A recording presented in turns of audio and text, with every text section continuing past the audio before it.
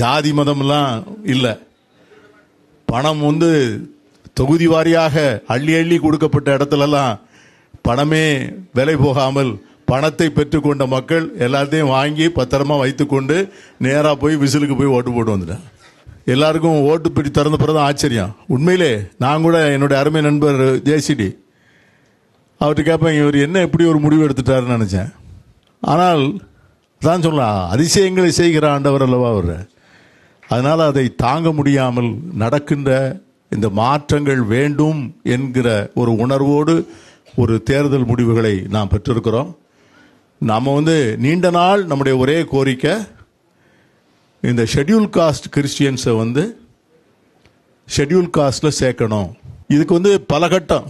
இங்கே வந்து இதற்காக ஒரு இயக்கமே, தனி இயக்கமே நடக்கிறது. தலித் கிறிஸ்டியன் மூவ்மெண்ட் பண்ணுறாங்க.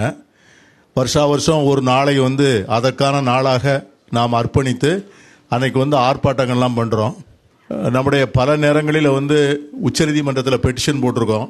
உச்சநீதிமன்றத்தில் வழக்கு விசாரணைக்கு வரப்போகிற அந்த நேரம் பார்த்து மோடி அரசு என்ன பண்ணுச்சுன்னா, உடனே ஜஸ்டிஸ் பாலகிருஷ்ணன் தலைமையில் ஒரு கமிஷனை போட்டாங்க. திரும்ப மீண்டும் ஒரு முறை ஏற்கனவே ரங்கநாத் மிஸ்ரா கமிஷன், உச்சநீதிமன்ற கமிஷன் வந்து இவர்களுடைய சமூக நிலையிலே மாற்றமில்லை என்கிற ஒரு தெளிவான அறிக்கை கொடுத்திருக்கிறது.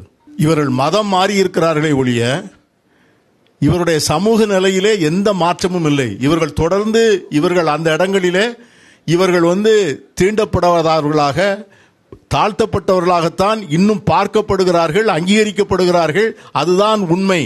அவருடைய வாழ்க்கையிலே மாற்றமில்லை என்கிற அறிக்கையை ரங்கநாத் மிஸ்ரா கமிஷன் அறிக்கை தெளிவாக கொடுத்திருக்கு. அந்த அறிக்கையினுடைய அடிப்படையில் தான் உச்சநீதிமன்றம் வந்து உத்தரவு போட இருந்தது. மதம் மாறிய புத்திஸ்ட், புத்த மதத்திற்கு மாறியவருக்கு அந்த ஷெட்யூல் காஸ்ட் பெனிஃபிட் இருக்கு. சீக்கிய மதத்திற்கு மாறியவர்களுக்கு ஷெட்யூல் காஸ்ட் பெனிஃபிட் இருக்கு. ஆனா கிறிஸ்தவ மதத்திற்கு மாறியவர்களுக்கு மட்டும் இல்லையே. அது வந்து ஆர்டிகிள் 14 ஈக்குவாலிட்டி பிஃபோர் லா.